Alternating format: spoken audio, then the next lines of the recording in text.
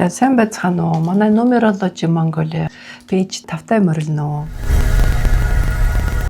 2 дугаар гурвуулж байна. Энэ бол 25 наснаас 35 нас хүртэл одоо хэрэгжиж эхэлдэг.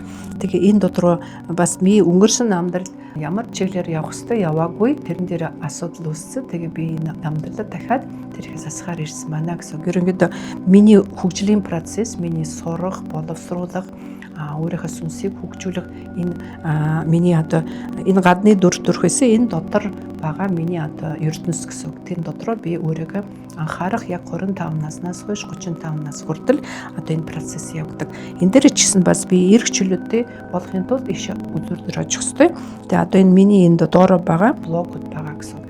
Удмын аавын талын, ээжийн талын эрэгтэйчүүдийн талаар одоо мэдээлүүд байгаа. Миний өнгөрсөн амдалд би юу хийгээгүй тэгээд дахиад тэрийгээ сурахаар ирсэн гэдэг энэ дэр харагдаж байгаа. Ерөнхийдөө энэ удмын миний өөрийн чиглэл гэсэн үг энэ дэр.